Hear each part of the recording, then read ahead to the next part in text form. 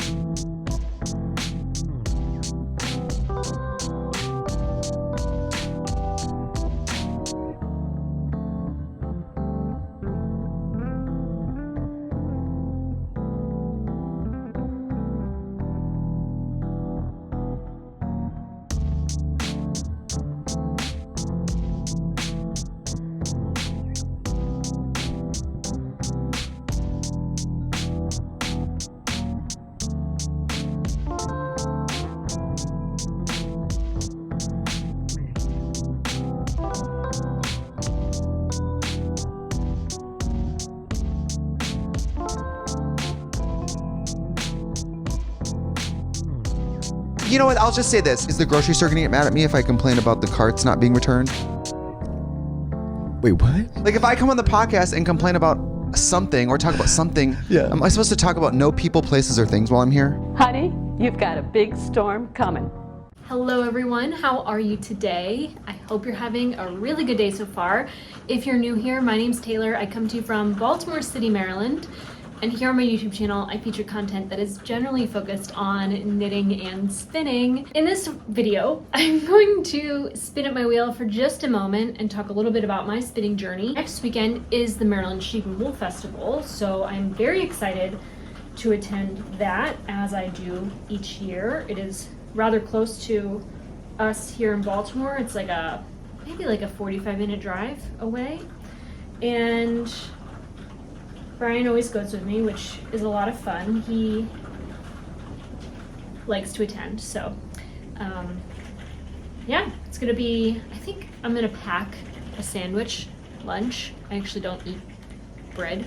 We don't buy wheat-free bread. So maybe I'll have to go to the store. Anyway, I like to pack food to eat because fair food is not my favorite, although at the Maryland Sheep and Wool Festival, they do have this plate called Hot Chip.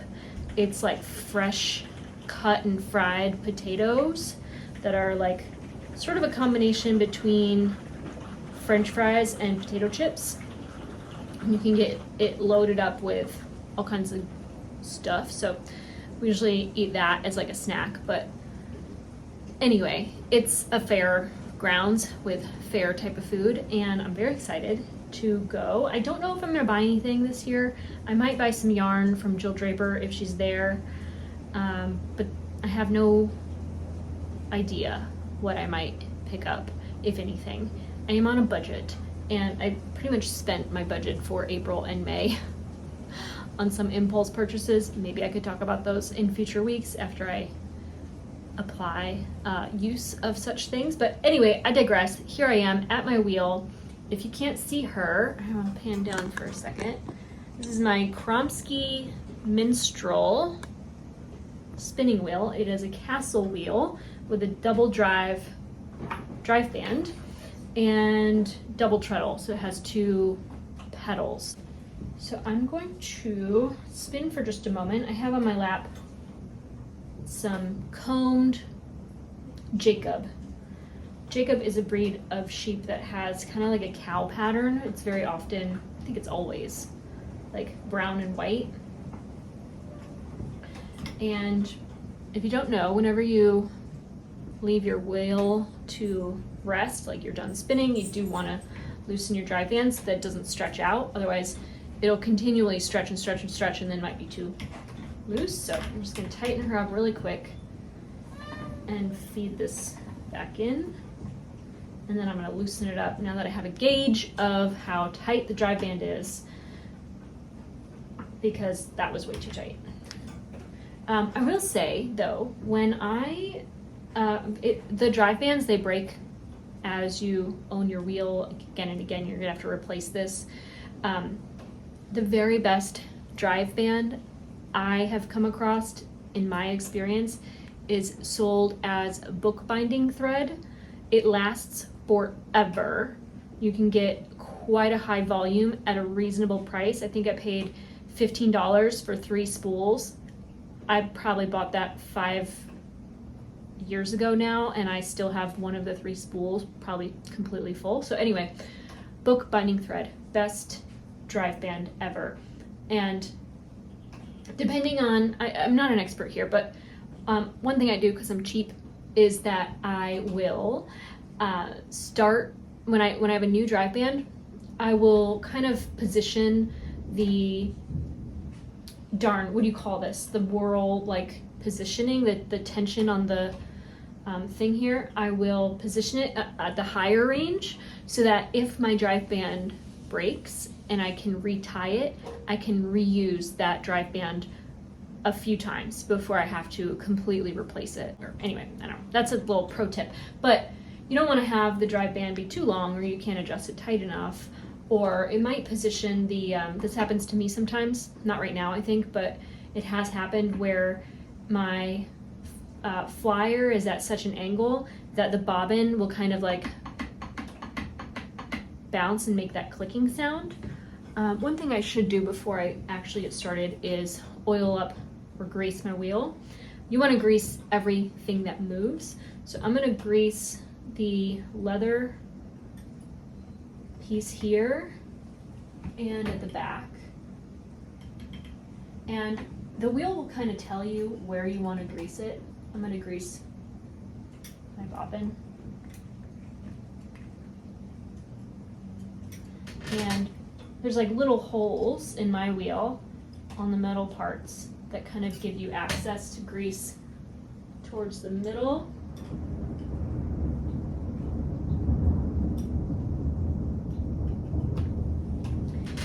And I feel like, you know what? I'm not gonna grease my pedals, but sometimes those do cause a little bit of noise. So I'm just gonna see what happens. And I'm gonna get started. So I'm gonna give myself a little slack to give me time to kind of blend my fiber supply up with the loose end of my yarn here. I'm gonna pinch, spin, and get that join. So something is squeaking and I don't know what. I feel like it's always the foot thing here. Although, I don't know what part of it is making that noise. Let's try again.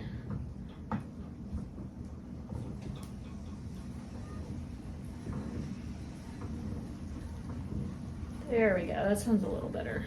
Woo, I was a little worried. I'm gonna check my tension because I've been spinning for a minute. And I'm just plying my yarn back on itself. And that looks good to me. I'm gonna check and see. Yep. One thing I didn't know until I had been spinning for a while, as you build yarn on the bobbin, the height of the yarn on the bobbin very slightly modifies the tension. And so as you continue to spin, you're gonna have to tighten it up as you build up the yarn. You wanna keep that in mind because that makes a little bit of a difference in the quality and consistency of your yarn if you build the bobbin up like steadily, and then you increase the tension, and then you build it up again, and then you increase the tension and you build it up again. So there is something to building the bobbin evenly. You don't wanna make a really like left heavy or front heavy or back heavy bobbin because you want it to be consistent in the tension. And my methodology of drafting is just whatever allows me to pinch the fiber off consistently, and I stop a lot and I push out any bits of VM. And because I start and stop a lot, I do check my tension quite a bit, because that allows me to remind myself what weight of yarn I'm spinning for. And I do most often spin a 2-ply, so that gives me a bit of a realistic gauge of what the finished yarn will come out to be.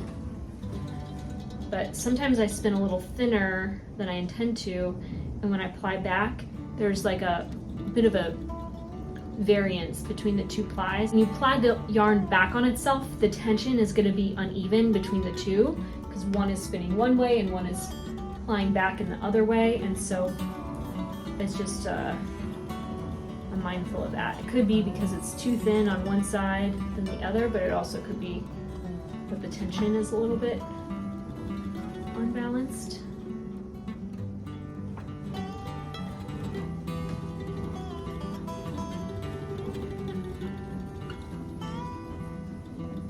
I can definitely feel that the sound of my wheel is coming from the feet right now. I can like feel it underfoot. I need to grease that area of my wheel. Okay.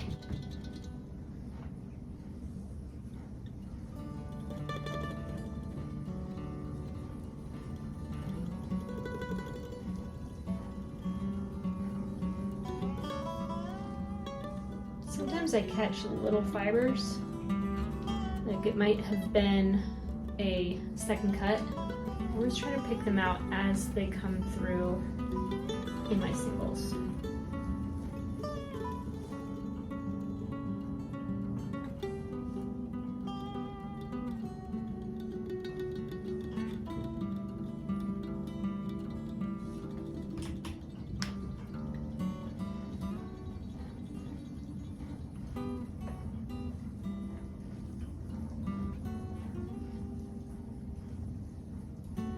I have made some progress on filling my bobbin. You can see I did not build it as evenly as I preached about 2 minutes ago, but I just lost track of what I was doing. Very common. This is our sunroom. It's a very lovely place to sit and knit. And anyway, I forgot what I was gonna say. Oh, at my spinning quarters, I have my wheel, of course. I sit in a hanging chair, which is behind me here. And I feel like this is the very best seat to spin at because it moves a lot, and I feel like it absorbs a lot of the shock of pedaling. I don't know, I really like it. I don't get fatigued much. And I'll stand back and show you what I'm talking about. It is from Pier 1. I bought it quite a while ago, and I machine sewed these pillow covers. These are the like European size feather pillow inserts from IKEA. They're like the best affordable version of a seat for this chair. The chair is not cheap, but the thing to insert in the chair is even more ridiculous. So my grandmother always had hanging chairs in her home, and I loved hers, so I thought I needed one when we moved in, and I'm really glad I have it because it's fully adjustable. Like, you can change the height of it, and I have it kind of at a low height for a hanging chair, but it's just right for spinning, and it's perfect. I love it so much. Oops, I dropped some fiber. Ugh. I also keep next to my wheel, I have 2 baskets for spinning. One is for the fiber I'm currently spinning, and then I have a second basket for the wool that I have set aside for my second ply of my 2-ply, if that's what I'm spinning, which is typically, as I said, what I'm spinning. Here I have some of my spinning accoutrement. I have my wheel oil. This is nice for if you have your wheel kind of like slipping. It, you know, back here I think is where I have one positioned at the bottom of my wheel. These little rubber feet, which I think are for like electronics. I think Brian gave this to me to use.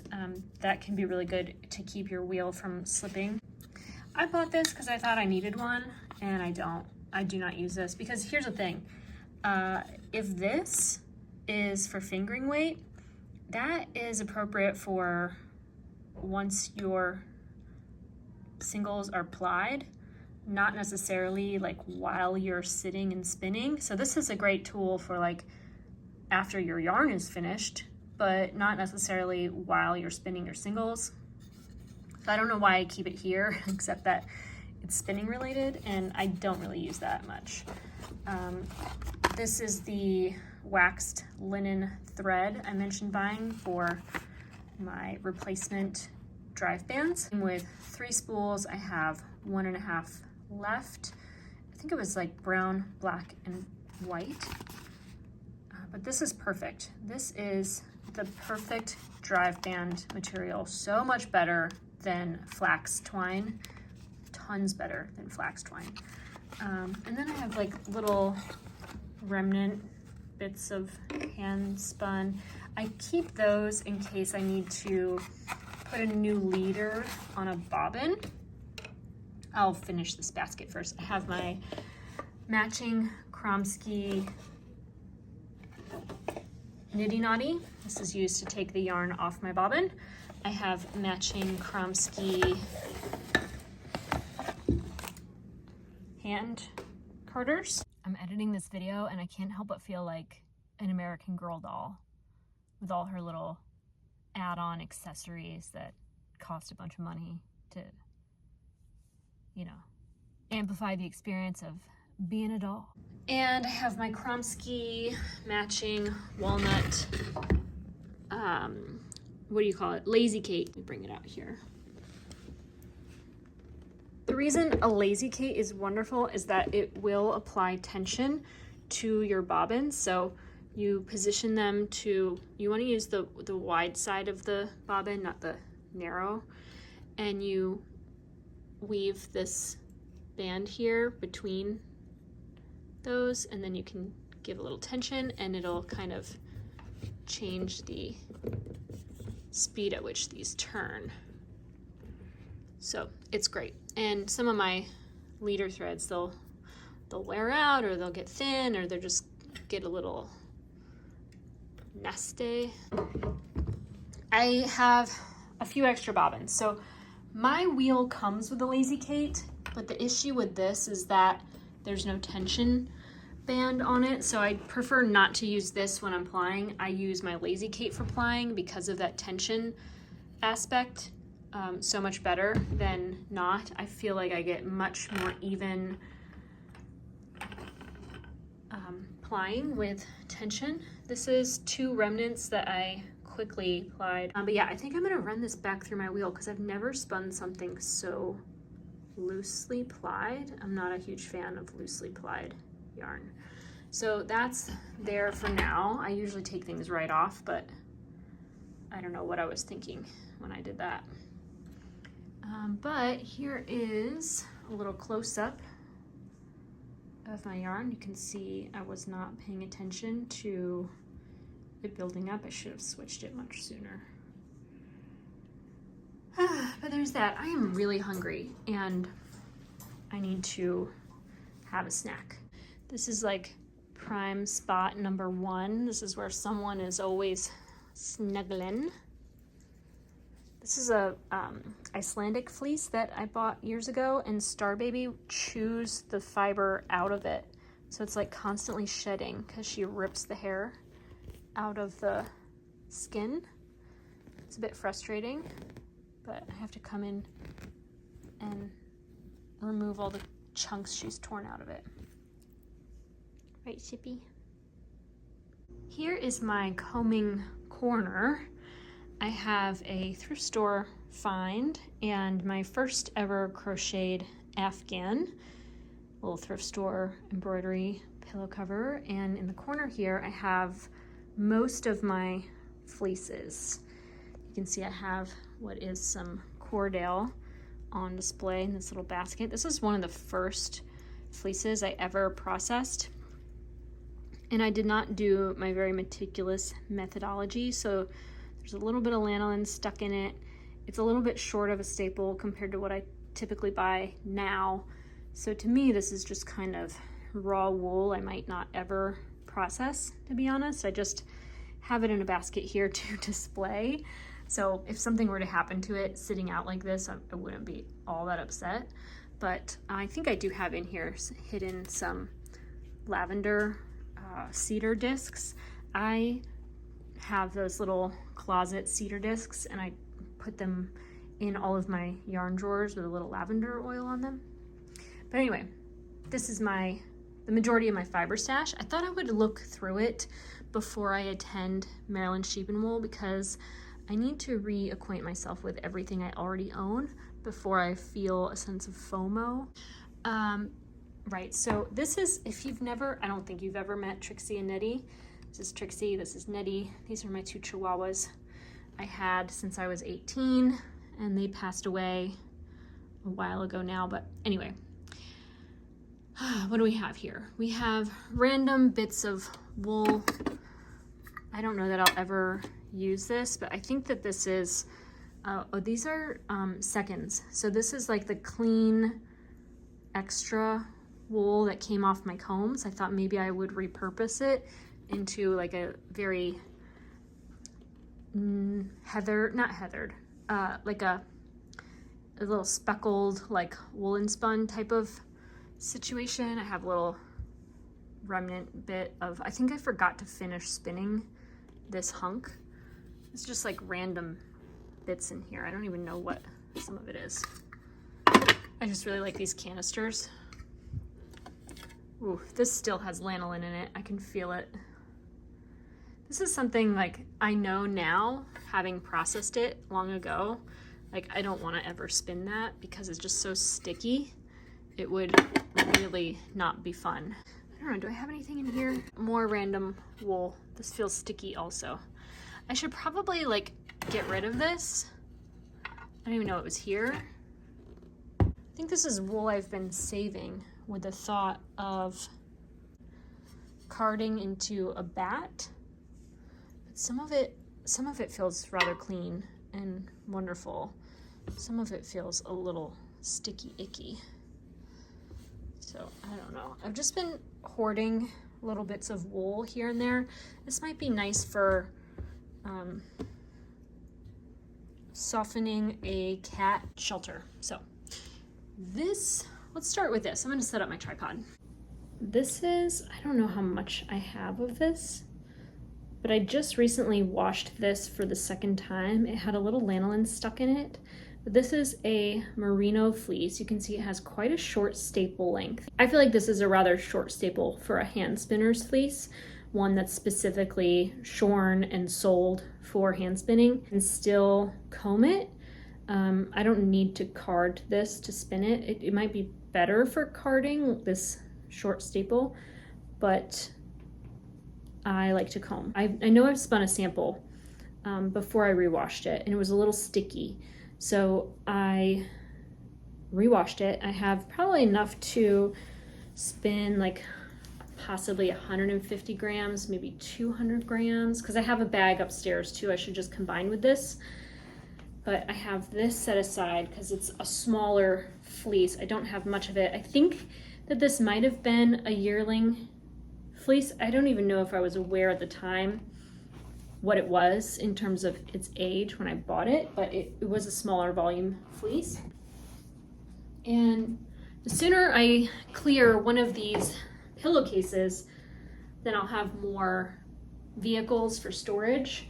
So I'm just gonna open these up at random. I don't really know what's inside at this point now. Kind of lost track of everything. But king pillowcases, which I think this is, make the best for tying off.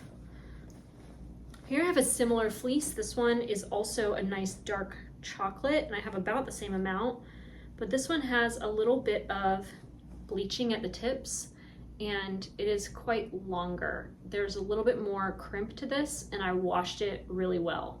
So this fleece is like super ready to spin. You can see the staple length is like stretched out. I would say it's almost 5 inches. It's probably closer to 4 inches truly. And then depending on whether those tips break off, sometimes those bleached tips, they kind of just break in the processing, which can lead to pilling. Honestly, I am not opposed to trimming bleached or felted tips off of my fleece, especially prior to washing, because any knotting or like anything that's going to prevent the lanolin from flowing out from between the fibers is going to gum up the ends of the fleece. So I like to trim those ends consistently, meaning all of them. If I'm trimming the ends, I'm trimming all of the ends. And I don't hesitate to take a whole centimeter off the end of a fleece, especially if it has a really nice staple like this one. Here, this is a prized possession. I think this one has a ribbon. Is this one or another one? Well, this is the Gotland fleece. I'm gonna come back to this one for a second. We are at my dining room table now. But this fleece, or what's left of it, was very easy to wash. It did not have a lot of lanolin, which is why it is so floofy and fluffy, and you'll see that the bleached tips remain. It did not feel so sticky, or I'll be honest, I don't buy fleeces that feel like memory foam. As wonderful as they are, they just require so much effort to get the lanolin out of them. So if you can find a fleece that is like a Cormo or some kind of cross, if it's a merino, like a merino cross, something with less lanolin in it, much easier to scour and to process. Scouring can be the most difficult aspect, I think, of spinning raw wool, but once you have a methodology that works for you, it can be very fun. But I did not trim the ends to these. It did not feel like it was necessary to get it clean, and that's really great. You might wonder what I use to scour. I use Mrs. Meyer's dish soap exclusively. I do not pay a premium for a solvent marketed for wool. I don't think it's necessary.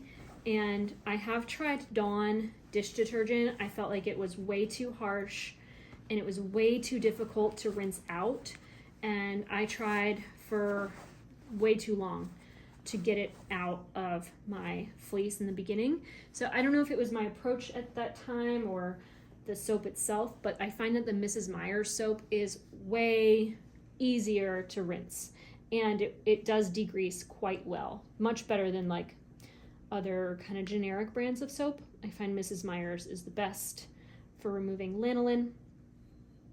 Now this is a Gotland fleece, and I've barely touched this. It has, I mean, it didn't felt in the washing, but I do feel like the cut ends of this fleece are a little bit felted together after having scoured. So like when I pick it up, there's kind of like chunks that kind of want to form together, and it's like hard to find the ends, but it's clearly not felted. It's just, I think it's just been stuck in this storage for so long. It's a little bit jumbled up. This feels a little stuck here. I mean, it's gonna take a little bit of teasing, but I don't want to do that until I'm ready to process it. It is a bit of a shame that I'm leaving this here to just sit. I think it was so precious to me that I was afraid to do anything but scour it, and I don't even think I really did a great job of scouring it. It feels clean because it probably had very little within it to wash out to begin with, but I feel like I could have done such a better job of lock management. The thing is about these fleeces like Gotland is that there's not enough lanolin in the fiber to hold the shape of the animal, meaning that once it's shorn, it gets mixed up before it's even in the bag, let alone being in the bag, shuttled here and there, and then picked through by various people. So with these like more loose type of fibers, the ends can kind of just get a little bit, the cut end specifically, can just get a little bit felted, which is really easy to just break up. But you can see it has a very very, there you go. Now you can see. It has a very generous staple. I don't know what that is, but I would guess it's close to 6 inches, maybe pushing 7, depending on how you look at it. But it's a very strong fiber, and I think that this is best spun with a woolen prep, and I don't know why I haven't brought myself to do it. I'm scared. It's so lovely, and it would be a great project spin. I think this would make a wonderful shawl, or even like a nice little cardigan maybe. I don't know. I'd have to weigh it out and estimate the waist, and then I think I should make this a project. I think that this is too gorgeous of a fiber to not process and just let it sit here, especially if I want to explore things that are not just fine wool, which is the majority of what I buy. I prefer to purchase, scour, comb, and spin fine wool. And this was me kind of stepping out of my comfort zone, buying something that I knew would be easy to scour, being that it doesn't have a lot of lanolin. I think I need to watch more of Stitches in Starlight to feel the inspiration to want to card. I know Tazi loves carding wool, and I would like to feel some of that enthusiasm. I'm very lucky to have a carder, but I feel like had I known now how little I use my drum carder, I would not have invested in that purchase. I love my hand combs, and my hand combs cost half as much as that tool. So regrettably, I don't apply it. I don't apply that tool much, but another thing I could do if I wanted is just simply use either a set of hand combs, or a dog brush would be a great small hand tool to flick open the ends, and then I could spin from the fold. So you're kind of like faking the approach of a woolen spun by mixing up the fibers that way and spinning with the fiber folded. I feel like that might give a nice smooth but still not quite so worsted of a spin. I don't know, but it's very soft, it's very lustrous, and it's very dark, and I like that. So I would like to spin this Gotland fleece. I don't know, I've been putting it off for too long now. And this is heavy. This feels like a very small volume because it doesn't have a lot of crimp. You can see it has more curl than crimp, but it feels like it weighs quite a bit for the volume. So getting some air into that yarn, I think, would be critical to not feeling like rope. I don't even know what we have here, but I want to guess it's going to be a dark one. Oh, yes. You know, I don't know. I don't even know what this is. I think that this is either a merino or cormo cross. Feels quite fine. It's a bit more matte. It doesn't have that same luster that other longer staple yarns have in my stash. Obviously, it's a dark chocolate brown. I don't recall anything about this. I don't know if I was brushing out the ends like I have been more recently with my wool processing. If you haven't seen my scouring video, I have a video on my channel all about scouring raw wool, and I don't think I applied the method of combing these before washing. So I can tell it feels a little bit stuck together, and this doesn't feel sticky with lanolin. It feels clean enough to want to comb and spin. I think because it's just not pristine and there's some little bits here and there that I'm gonna have to pull out. Like that looks like a second cut, but it was actually attached to the tip of the fleece. So I don't know if the tips are breaking or what. Maybe it was just a second cut that became displaced, but yeah, I can see like these tips are kind of just breaking off. And we call that tippy. It's a bit tippy, meaning that the tips need a little attention. And I prefer to break the tips off because these little bits of fiber, I'm not even on screen, I'm sorry. These little bits of fiber, when they're spun into your yarn, this is what will lead to pilling. If you remove everything but the long, kind of more intact fibers, that's when you get a really good quality yarn.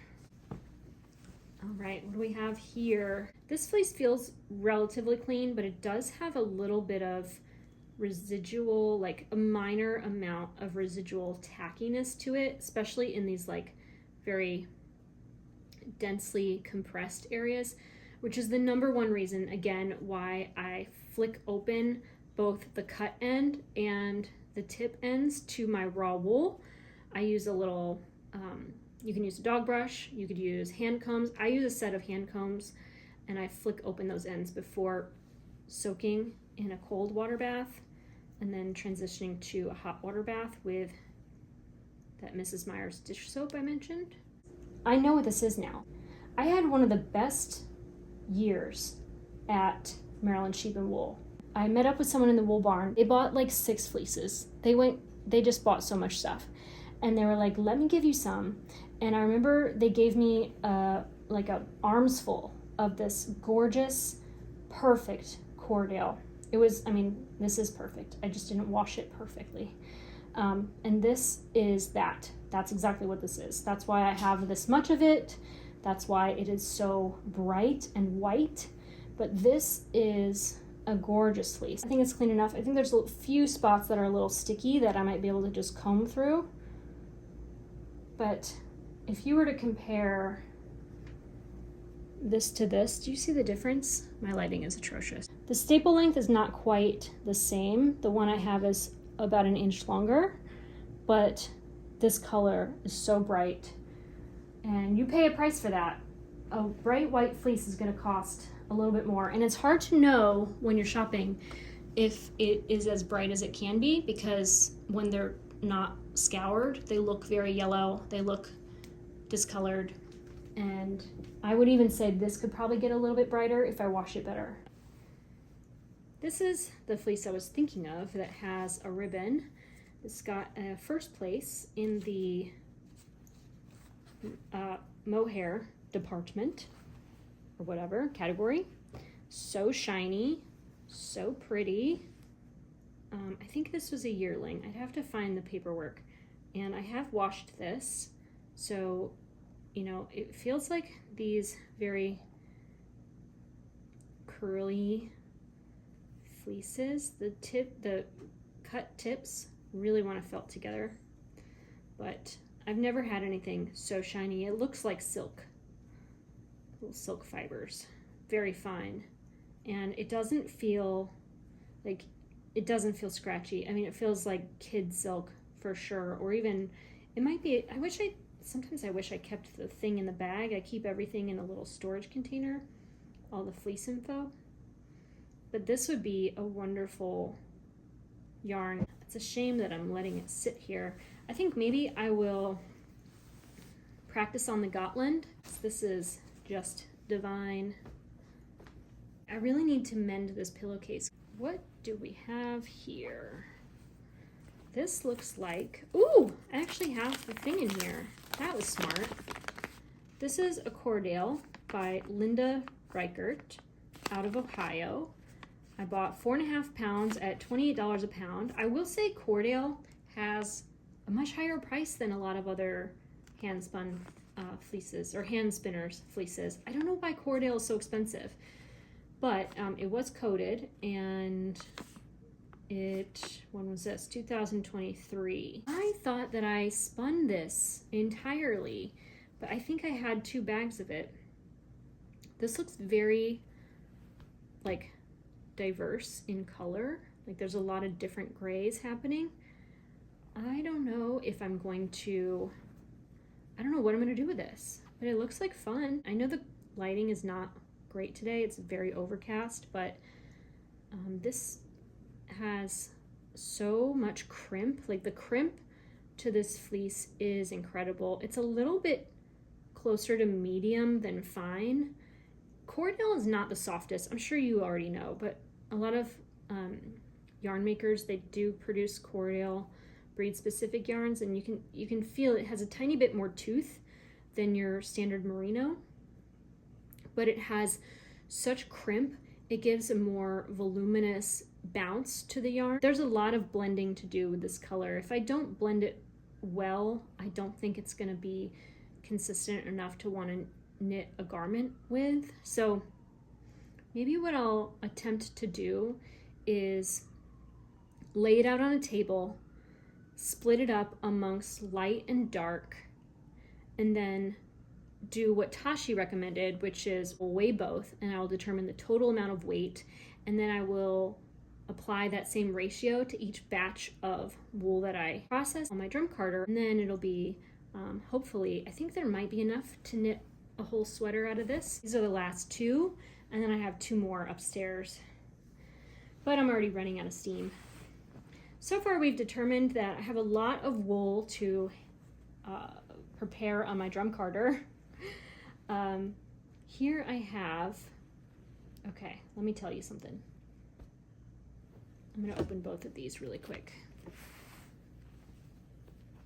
Okay, this is one of the most gorgeous fleeces I've ever brought home, and it does need to be rewashed. Like, it is very, very sticky.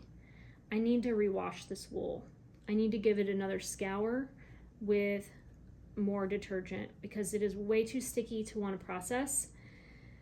And so this is a rescouring project in front of me. But as you can tell, there's about 4 inches of staple here. You could maybe stretch it. I wouldn't say that's close to 5. It's at least 4, I think, stretched out. It's so stuck together, which I love for hand combing. It's so easy to find the cut end and just slide it on the combs, but if I don't rewash this and get the lanolin out of it completely, it will be murder to comb out. And then to draft at spinning, it just, the fiber will get all stuck together and it will be very, very hard on the hands. So I really do need to pull this fleece out, rescour it, wash the pillowcase that it's been stored in so that it's also clean, and I need to get the lanolin out of this fiber because otherwise it's just getting all gummed up. The thing is that when I re-scour fleeces, which I have done before, I really take my time opening up the locks and stretching them back out because I like to comb my wool, and if I can't find the cut end of it to get onto my hand combs, it is a lot less fun to comb and it produces a lot more waste. So when I am re-scouring my fleece, I like to stretch the yarn out. Sometimes I even go lock by lock, and I take it and I waft it through the hot soapy water one way, grab it from the other end, do that again, and I almost manually like wash each chunk of wool just to really get the lanolin out and keep the integrity of the direction of the fiber, because at the time of processing this, I did not already know my current methodology for scouring. And like I said, I have a video I will link to on exactly how I do that. So this is a scouring project, and in fact, I think it might be in my best interest to keep this fleece out and scour it when I get home from the festival next weekend, as if I just brought it home. Now this is a similar story. The cut ends are a little bit glued shut in the fact that the lanolin hasn't been washed out of this fiber and it's kind of stuck, not just amongst each individual fiber, but also at the ends where they were cut. So I'll probably not comb this sticky kind of disheveled wool. If it were straight off the animal, I would comb out the tips. But because it's already been washed, I don't want to dishevel the fibers and potentially damage them. I just want to gently get the lanolin out. So I'll probably stretch it out and then lay it in a row inside of a laundry bag, like, you know, one of those gentle garment little laundry bags, and then give it another hot soapy bath to really be sure I got everything out, and then lay it flat to dry.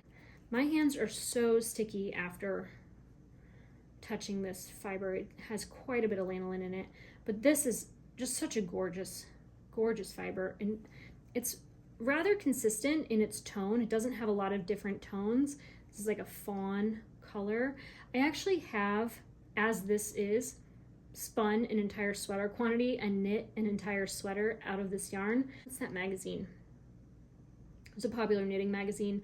Nora Gong had a pattern. I think she edited that publication that quarter, but she published the Nightingale pattern on the cover, and I loved that pattern so much. I saw the sample at Rhinebeck, and while at Rhinebeck that particular year, I bought this fleece, I brought it home, I spun it, I knit it into that garment, and I wore it the following year, which felt like a huge accomplishment.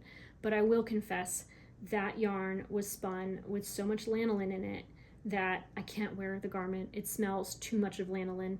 It makes my nose itch. I don't like it, and I just can't handle it. So anyway, that's that. I need to rewash her. I need to rewash my nice big white one. I completely lied. I'm gonna go through this stuff really quick. This is I should not be storing this in a plastic bag, but I ran out of bags, so forgive me. This is a Siri alpaca fleece that is packed in here. It is from Silken Surrey Alpacas, which is actually my cousin. This is a 13-year-old alpaca fleece. I don't know, I just never got into processing alpaca. It feels rather difficult to card on a drum carder because it's so long, but I'm just not a blender. I don't blend a lot on my... I have no excuses. This is absolutely gorgeous. It's one of the first things I ever washed, so it's rather unorganized, but I mean, who can keep alpaca organized? I don't think anyone, so I will leave that at that. I should process this. I just don't know what to make. I don't know, should I make 100% alpaca? Should I blend? I would rather blend the alpaca, but I hesitate to ever blend anything ever. I'm not a blender. Blending is hard. It takes a lot of patience, and I don't have patience right now. This batch of wool is the same fiber from the first pillowcase I showed you, except that I washed this properly the first time, so I've been keeping it separate from the rest. So I need to get a total weight on all of that, and hopefully I could get a whole sweater out of this. That would be ideal. But it is, I mean, absolutely gorgeous. I don't think my camera will pick up the crimp on this. The staple length is short, but it's super duper soft. Uber soft, like a kitten. This is some random bits of wool that I picked up from a friend. I got these for free, and I've been planning to blend them on my drum carder. This is carded, and this is not. And this is about a third of a fleece that I picked up last year at Maryland Sheep and Wool. This is a lamb's wool of the Lincoln breed, and it looks and feels like a Brillo pad. I don't think I'll ever spin this, even though I took all the time to card it on my drum carder. This carded with such ease, but it's just not for me. I think it feels soft in the palm, but if I put it up against my neck, it feels way too coarse. So I'm gonna give this away. If you're interested, I doubt you are because I didn't sell it, but there's that. I'm gonna set that aside. This here is more Siri alpaca, again from 2012. I feel like it's a little embarrassing that I've been spinning for so long and I never spun alpaca. Ugh, it's gorgeous. I think this is already like partially blended on a drum carder. This is lovely. I think that this would blend really nice. I just need something to blend it with, and I don't know what. Before I go into my very last fleece in my stash of wool, I'm gonna run through all of my braids of fiber. I bought this from Nest Fiber Studio. This is the semi-solids in the Rambouillet. It is very squishy. And these like bedding sheet containers are some of the best like project bags for hand spinning. Like all of your fiber that you've already combed or prepped to spin, like these are really safe little vehicles to store them in. I just don't know, there's something about the texture of this. I think it's because, and I've heard Andrea Mowry talk about how she likes to spin braids, and she will pull apart the braid like down the middle, and that's how she'll open it up. versus taking like the whole thing and drafting it that way. It's too hard to do. And so I've been waiting to process these. I know I want to mix them up because I like all of the colors together. I just don't know how I want to, all my stuff fell. I don't know how I want to organize the fiber to stripe. So I'm just really not sure what to do here.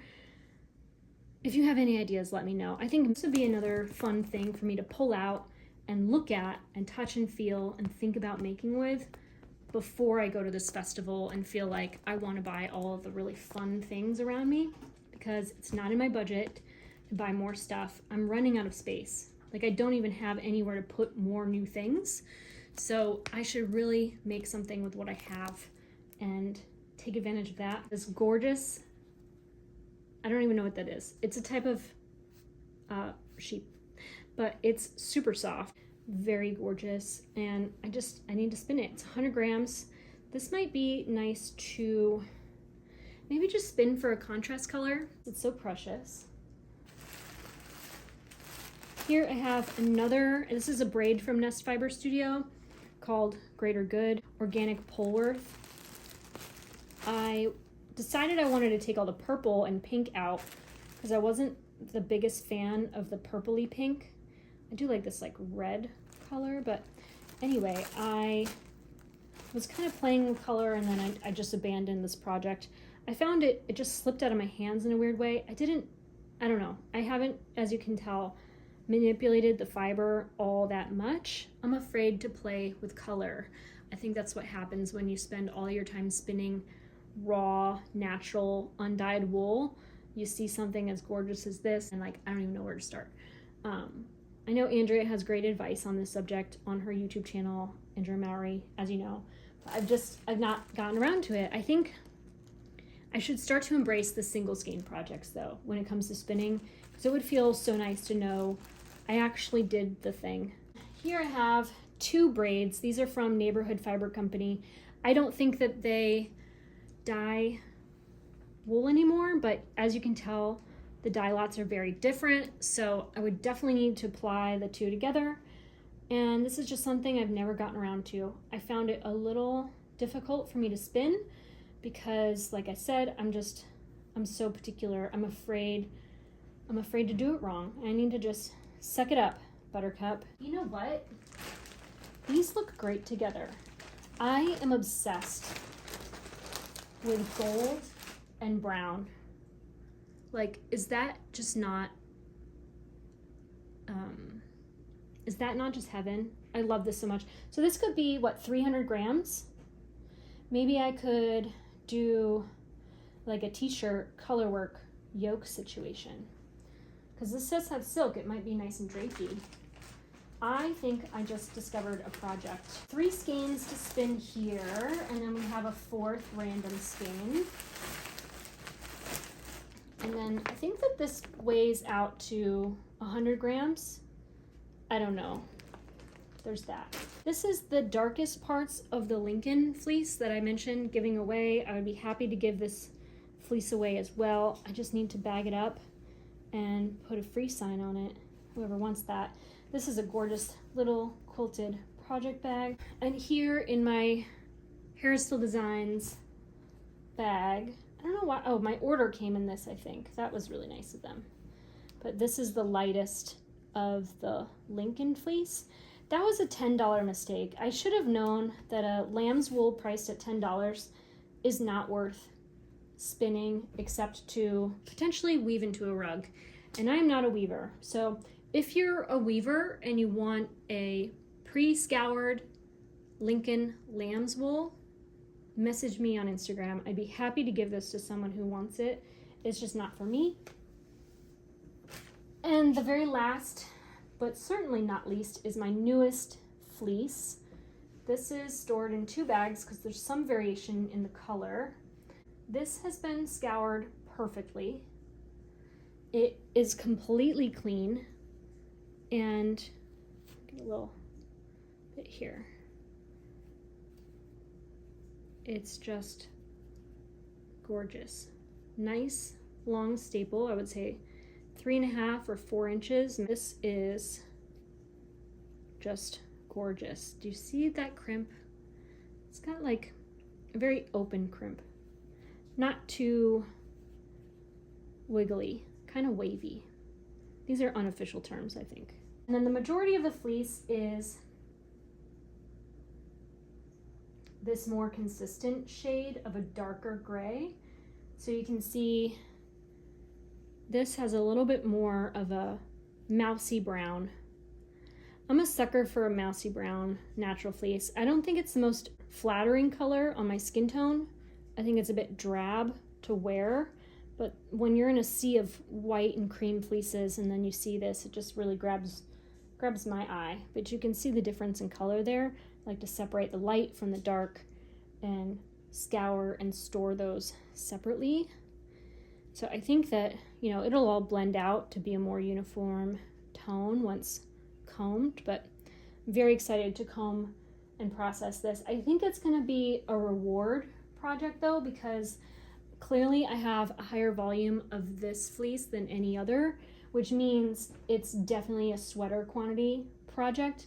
And I think it would be in my best interest to do something smaller as I get back into spinning again, because I have had one project on my bobbin for a long time. Anyway, I took a break from spinning and it's time that I get back into it, especially before I think about bringing anything new home. But I am going to bag these separately into bags I don't want to save because I love these bags. And I'm going to get these ready to rehome. Editing Taylor here, popping in to say, if you're going to Maryland Sheep and Wool and you see me there, please say hello. I want to meet you. And if you're shopping for a fleece and you want some help, I'm happy to help. I love shopping for fleece. I'm going straight to the wool barn as if I'm buying one, but I have no business buying one.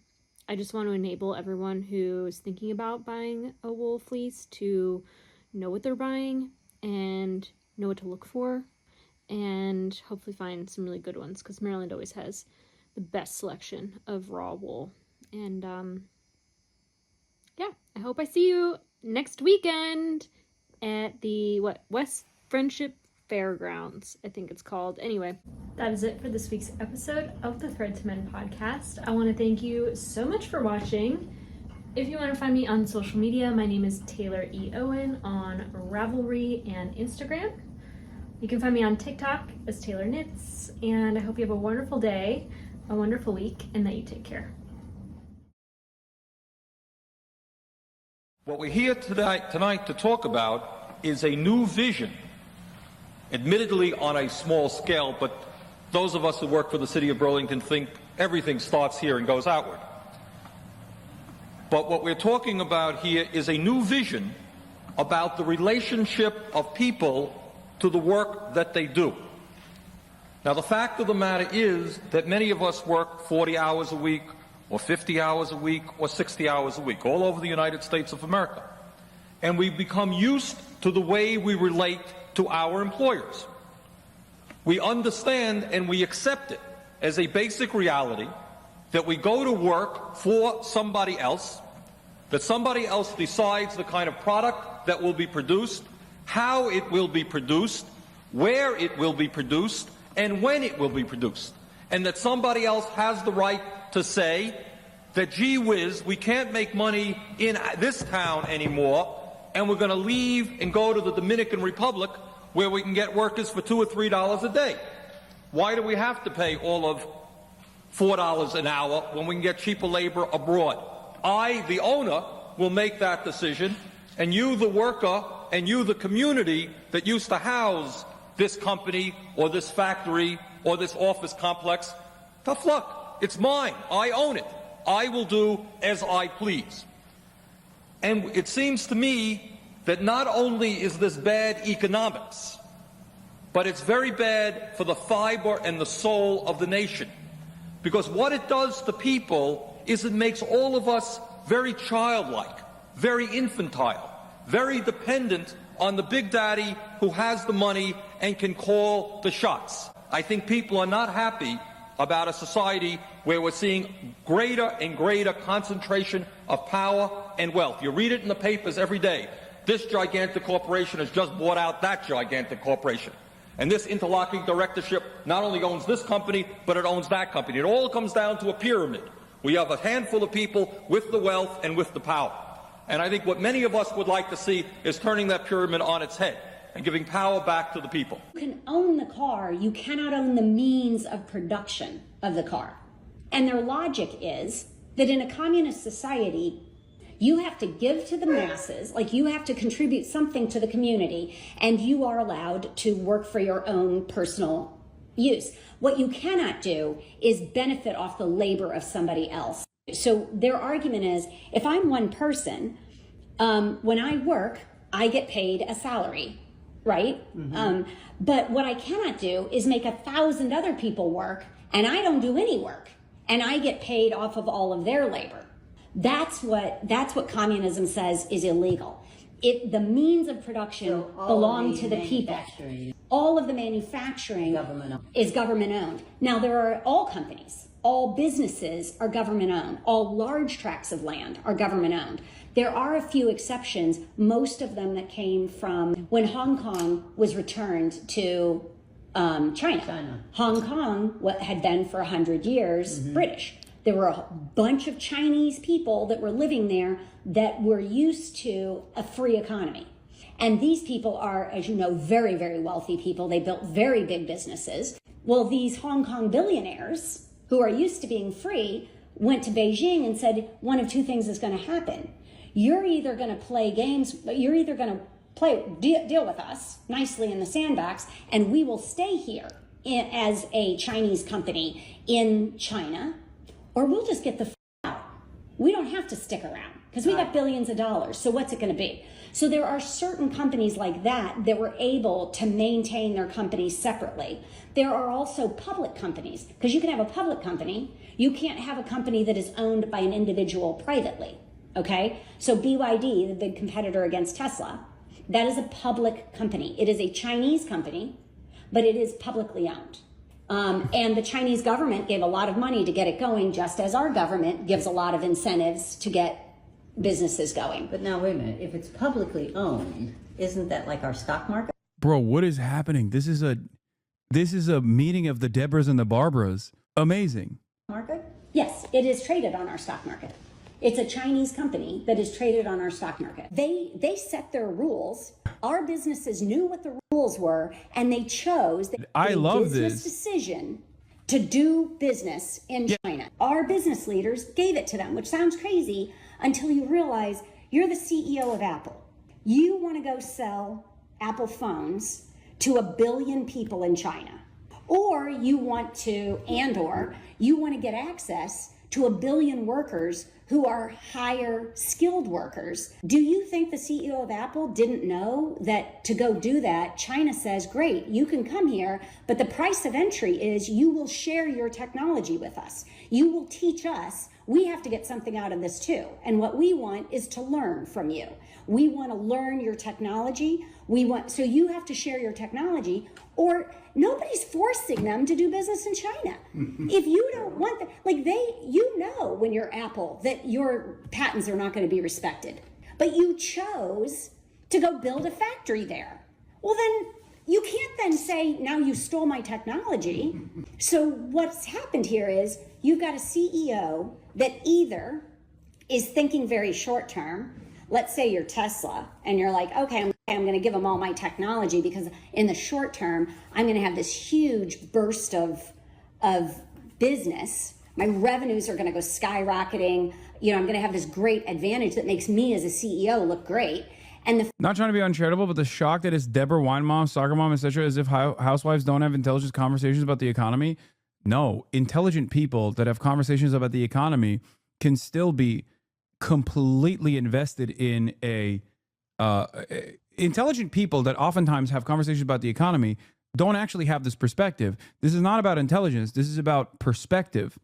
Oftentimes, the intelligent people that are having conversations about the economy or even the political economy or even politics in general are having that within the confines of Western liberal capitalist democracy. Seeing the world outside of that, no matter how intelligent you are, is actually unique. You don't have to be brilliant to see the world outside of that. Okay? It just means that your perspective has grown.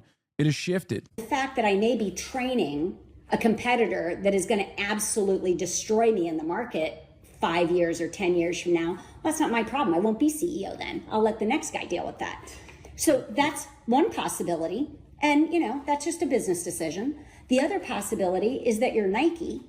And if you're Nike, you might say, you know what? Let them make better shoes than us. It doesn't matter because we have the Nike brand. And when somebody goes shopping, they can sit and see two different shoes sitting right next to each other. That one the shoe A may be better looking and better made, but shoe B says Nike. They're going to pay more money for the Nike because we've got a great brand. So I'm not afraid of, it's not a matter of I'm ignoring the future. I'm not afraid of the future. I will always get out ahead of them because I've got a fantastic brand. Tesla at one time could have said that had Elon not opened his mouth in our government and really destroyed his brand. But my point is, you can't then villainize China and say they're evil because they stole our shit. No, we gave it to them as a business decision in order to gain access to 1 billion consumers or 1 billion Chinese workers. They're evil because they stole our shit. No, we gave it to them as a business decision in order to gain access to 1 billion consumers or 1 billion Chinese workers. Don't need to pit them as the enemy against us. They don't have an evil economy. They have a different economy. It's a different structure. And some would argue it's more fair. And some would argue it's not. And some would argue the exact same thing about a capitalist society where you have billionaires and then you have people in America who literally cannot find food.